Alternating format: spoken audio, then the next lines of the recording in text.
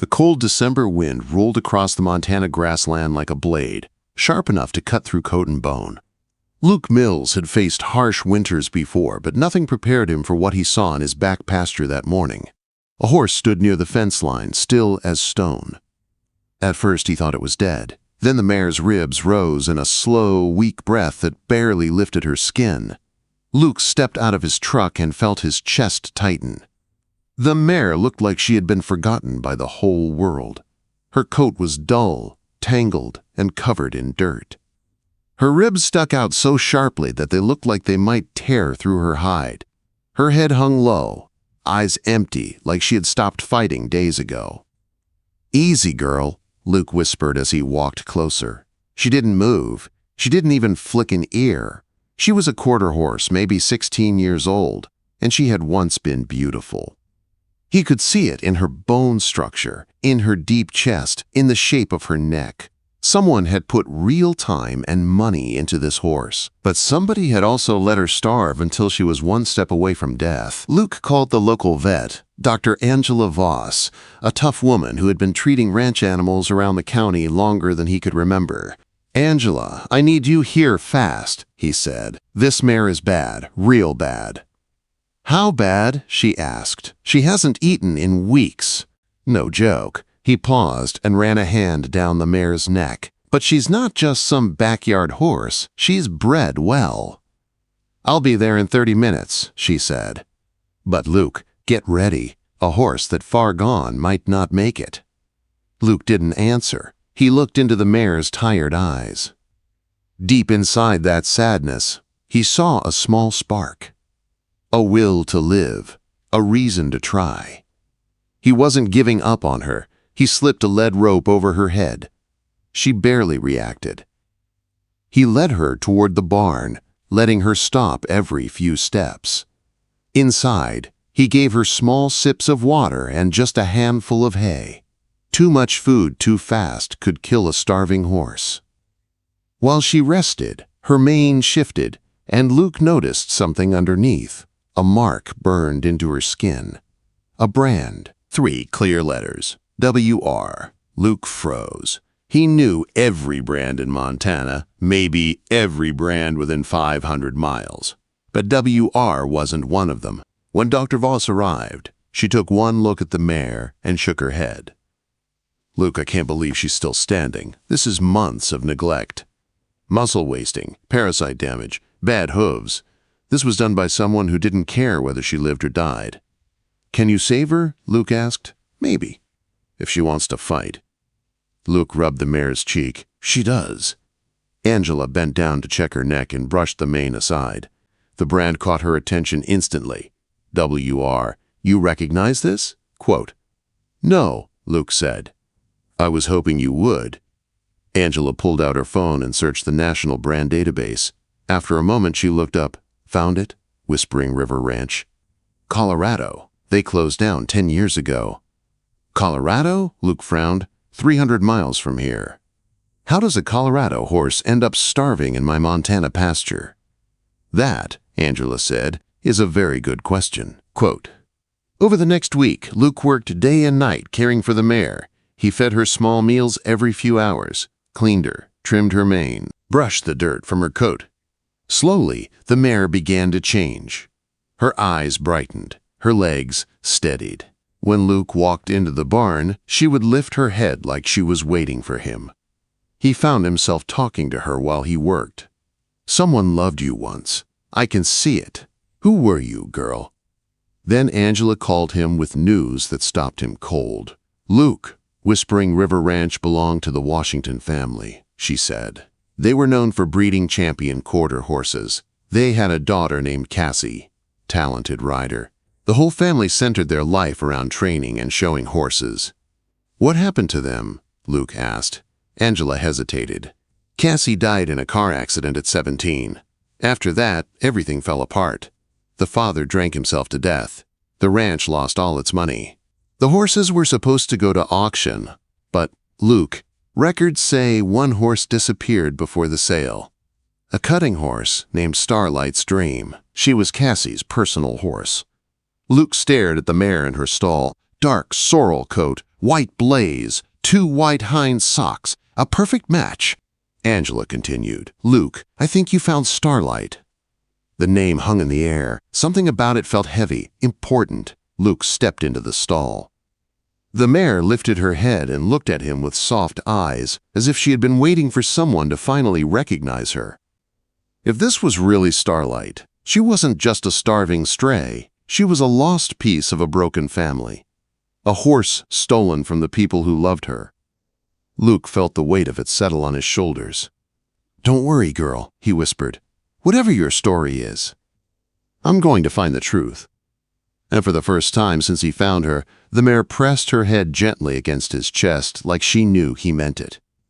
Luke couldn't shake the feeling that the mare in his barn carried a story much bigger than anything he had ever dealt with on the ranch. Every day she grew a little stronger. Her coat regained its shine. Her eyes followed him with awareness, and she had even started to nicker softly when she heard his boots on the wooden floor.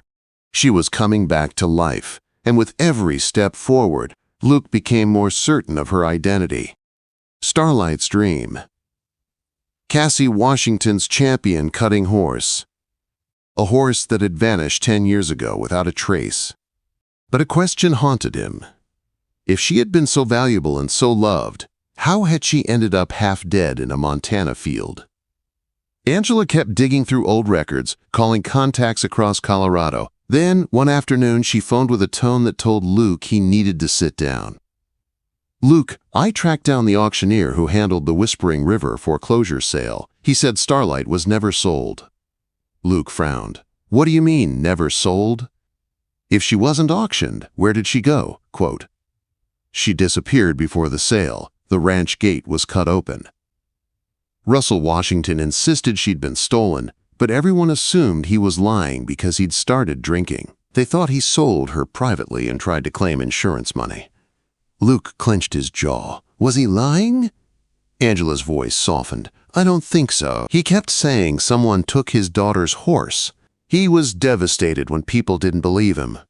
Luke walked to Starlight's stall and watched her raise her head at his presence. She looked at him with trust he hadn't earned yet. So she really was stolen. That's what it sounds like. And Luke, if she was stolen and passed from buyer to buyer, that explains her condition. She must have gone through owners who didn't care. Luke's heart twisted.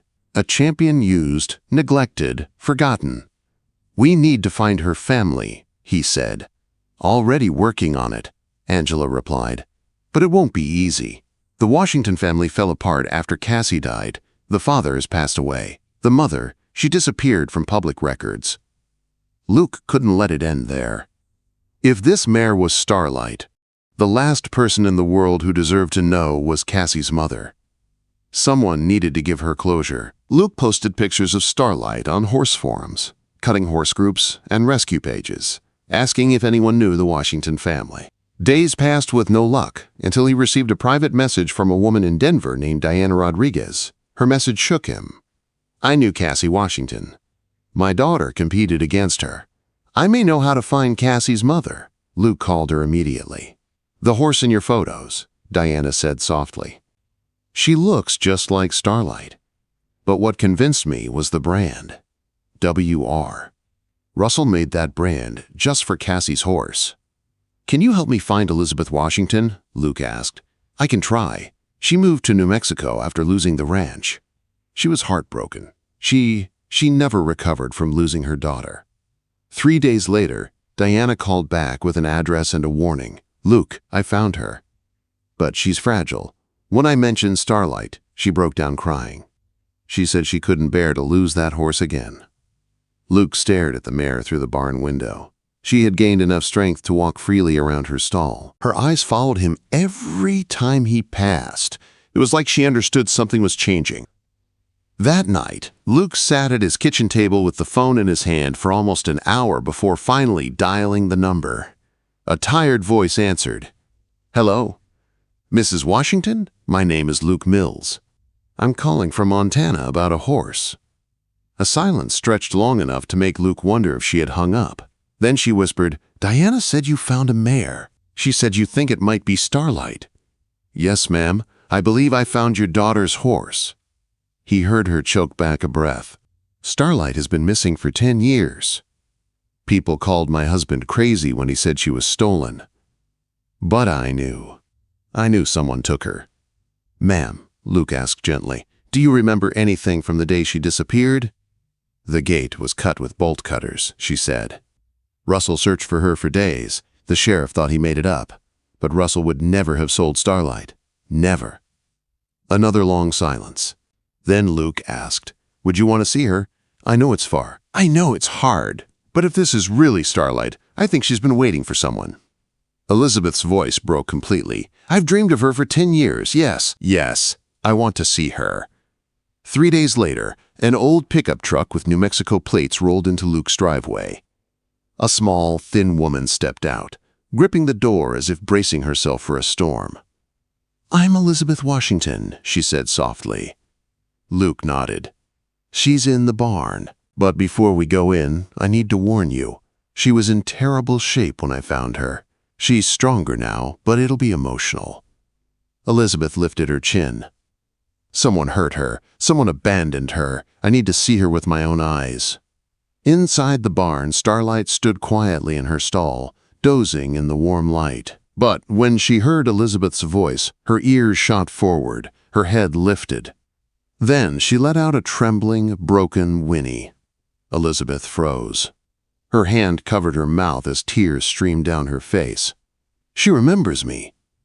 Her voice cracked. After 10 years, she remembers. Quote, Starlight walked to the stall door and pressed her muzzle against Elizabeth's hands. Elizabeth stepped inside. The mare leaned into her, as if trying to erase all the years they had lost. Luke had seen many things in his life, but nothing like this. The reunion between a mother and the last living piece of her daughter felt like something sacred. Hello, baby, Elizabeth whispered. I'm here now. And Starlight closed her eyes, as if she could finally rest. Elizabeth spent the next 2 days at the Flying M Ranch, hardly leaving Starlight's side. She brushed her, talked to her, cried into her mane, and walked her slowly around the pasture, like she had stepped back into the life she lost years ago. Luke watched the two of them and felt the weight of the past settle into something gentler, like a wound finally allowed to heal. But there was still a question neither of them could ignore. Who took Starlight? On the second evening, Elizabeth sat with Luke on the porch while Starlight grazed peacefully under the pink Montana sunset. Her voice was soft but steady when she finally spoke. I think I know who stole her, a man named Clayton Reed. Luke turned to her. You sure? Quote, he worked at Whispering River for 2 years. Helped my husband train the cutting horses. He was talented, but he wanted control. He kept telling Russell that Cassie was too young to handle a valuable horse like Starlight. Russell caught him trying to take Starlight out for training without permission and fired him. Elizabeth stared at her hands, twisting them together. After Cassie died, Clayton came to the ranch with money. He begged Russell to sell Starlight to him, said he'd make her famous. Russell threw him out. 2 weeks later, Starlight was gone. Luke felt anger rise in his chest. So he stole her because he couldn't own her? Elizabeth nodded. And I believe he kept her for breeding. Starlight had champion bloodlines. To a man like Clayton, she was a money machine. It made terrible, heartbreaking sense. A champion horse stolen from a grieving family, bred for profit, then passed down through owners until she was forgotten and left to die. A few months later, Luke received a call that tied the final piece together. Diana had been investigating. She discovered Clayton had died 6 years earlier. When authorities entered his property, they found more than 40 neglected horses. Animal control seized them, but several escaped through broken fences. One of those horses was an older sorrel mare with a white blaze. Starlight. She had survived Clayton's neglect. She had survived the breeder who bought her next. She had survived being abandoned twice. And somehow, she had walked hundreds of miles until she stumbled into Luke's pasture on a freezing Montana morning. She had fought to live through everything. Luke believed she had been searching for a home. After learning the truth, something gentle settled over Elizabeth. She spent one more full day with Starlight before telling Luke something he did not expect. She belongs with you, Elizabeth said softly. You saved her. You gave her a chance when no one else did. I can't take her away from this." "Mrs. Washington," Luke said, "I don't want to take something so precious from you. She was your daughter's horse." Elizabeth shook her head. "Cassie loved Starlight more than anything. She would want her to be somewhere she's loved and safe. With you, she has both." She reached into her truck and handed Luke a small wooden box. Inside were Starlight's original registration papers, Cassie's ribbons from junior cutting competitions, and photos of Cassie riding Starlight when the mare was young and full of fire. "These belong here now," Elizabeth whispered, "with the horse who carried my daughter's dreams." The next morning, Elizabeth hugged Starlight's neck one last time. The mare pressed into her, breathing her in, remembering her like no time had passed at all. "Be happy, baby," Elizabeth whispered. "You found your way home." Then she drove away down the long dirt road, leaving behind the horse she had loved, and knowing for the first time in years that Starlight was safe. 6 months passed. Starlight became the heart of the Flying M Ranch. Her coat grew shiny and strong. Her eyes regained the spark of a champion. Luke introduced her slowly to ranch work, and she responded as if she had been waiting her whole life for someone to trust again. When he rode her for the first time, she moved with the grace and precision of a horse who remembered every lesson she had ever learned. Even after a decade of suffering, she still carried the spirit Cassie had poured into her. Word spread through Montana and Colorado about the mare who had survived the impossible. Some folks said she was a legend, others said it was fate. But everyone agreed she had come home. Luke and Elizabeth stayed in touch. She visited when she could, and Luke sent photos of Starlight's progress every week.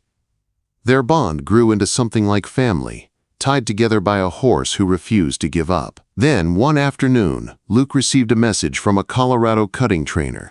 Someone had seen Starlight in a video and wanted to invite Luke to bring her to a local competition, just for fun. Not to win, but to let her shine again. When Luke told Elizabeth, her voice trembled with joy. "Cassie always said Starlight was born to perform. Let her show the world she's still a star." At that first competition, Starlight entered the arena with her head high and her steps light. It was as if the years of pain had never touched her. She didn't win, but when she worked the cattle, the crowd fell silent. They were watching a survivor, a champion who refused to be broken. That night, as Luke stood beside her, brushing her coat under the arena lights, he felt something settle in his heart. A truth he had known since the day he found her in the snow. He hadn't chosen Starlight. She had chosen him to carry her story, chosen him to guard her legacy, chosen him to be the home she had spent 10 years searching for. And Luke Mills, standing beside the mare who had survived the impossible, knew he would spend the rest of his life honoring that choice. Starlight was no longer a mystery, no longer a lost champion, no longer a forgotten soul. She was family, and she was finally home.